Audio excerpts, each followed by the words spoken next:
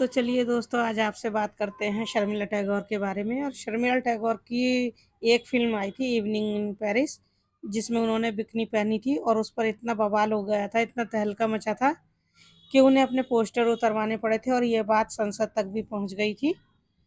तो हुआ क्या था और क्या किस्सा है, चलिए आज आपको बताते हैं। 60 और 70 के दशक में शर्मिला टैगोर की खूबसूरती और सुंदरता का जादू सबके सिर पर चढ़कर बोलता था।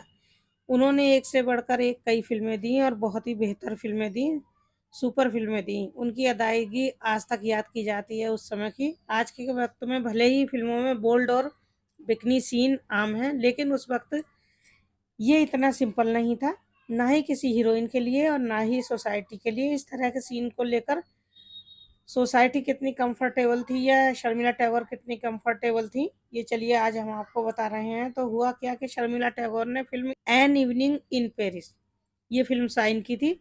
इसमें एक सीन था जिसमें उन्हें बिकनी पहननी थी और एक मैगज़ीन के कवर पेज पर भी उनकी फ़ोटो आई थी जिसमें वो बिकनी में नज़र आई थी। तो शर्मिला के बिकनी सीन को लेकर ऐसा हुआ कि बात संसद तक पहुँच गई। शर्मिला टैगोर को रातों-रात उस फ़िल्म के पोस्टर हटवाने पड़े।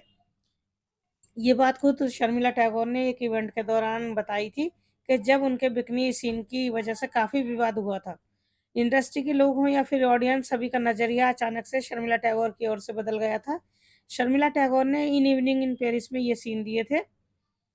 शर्मिला टैगोर ने इस इवेंट के दौरान ये भी बताया था कि किस तरह से लोग उन्हें सवालिया नज़रों से देखते थे। यहाँ तक कि इस फ़िल्म में उनके बिकनी सीन पर जो विवाद हुआ था, वह संसद तक भी पहुंच गया था। आप लोगों को पता होगा ना, वह पटौदी खानदान की बहू हैं। इस बिकनी सीन को लेकर काफी हंगामा मचा हुआ था और इसी बीच शर्मिला टैगोर की सास मुंबई आ रही थी।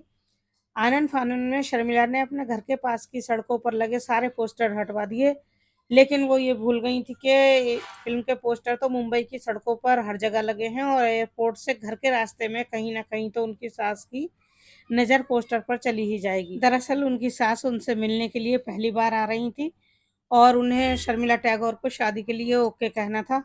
अब शर्मिला टैगोर को बहुत ज़्यादा डर लग रहा था कि अगर उन्होंने ये सब कुछ देख लिया तो वो उन्हें पसंद करेंगी या नहीं। तो 1967 में film an evening in Paris में शर्मिला ने एक गाने में बिकनी पहनी और ये बिकनी पहनने वाली पहली हीरोइन रही। इसके बाद से इन्हें सेक्स सिंबल कहा जाने लगा था। और देखिए, शर्मिला की बिकनी फोटोज देखने के बाद लोगों ने उन पर अश्लीलता फैलाने और भारतीय सभ्यता को खराब करने के आरोप भी लगाए थे।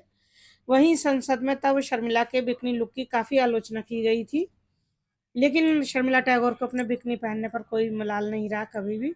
उन्होंने बताया कि ये सब उन्होंने अपनी मर्जी से और अपनी इच्छा से पहना था। मिस अलग होने के बाद मंसूर अली पटौदी की लाइफ में शर्मिला टैगोर की एंट्री हुई और कुछ ही मुलाकातों के बाद शर्मिला और मंसूर अली खान को समझ में आ गया था कि वो दोनों एक दूसरे के लिए बने हैं। बताया जाता है कि जब मंसूर अली खान ने शर्मिला को शादी के लिए प्रपोज किया तो शर्मिला टैगोर ने उनके सामने ये शर्त रख दी थी कि यदि मुझसे शादी करना चाहते हैं तो उन्हें लगातार 3 बॉल पर 3 छक्के मारने होंगे। कहते हैं नवाब पटौदी ने इस शर्त को मान लिया था और शर्मिला की शर्त को जीतने के लिए उन्होंने एक मैच में 3 गेंदों पर 3 छक्के मार दिए और इस तरह से वो शर्त जीत ली थी। उसके बाद इन्होंने 27 दिसंबर 1968 को शर्मिला और मंसूर अली खान पटौदी की शादी हो गई थी और वह पटौदी खानदान की बहू बन गई। नवाब मंसूर अली खान पटौदी से शादी करने के बाद शर्मिला टैगोर ने इस्लाम धर्म कबूल कर लिया था और उन्होंने अपना नाम आयशा रख लिया था। इस शादी से उन्हें 3 बच्चे हुए, सबा अली खान, सैफ अली खान और सोहा अली खान। उनके 3 बच्चे हैं और नवाब पटौदी की जो है मृत्यु हो चुकी है, वो अब इस दुनिया में नहीं है।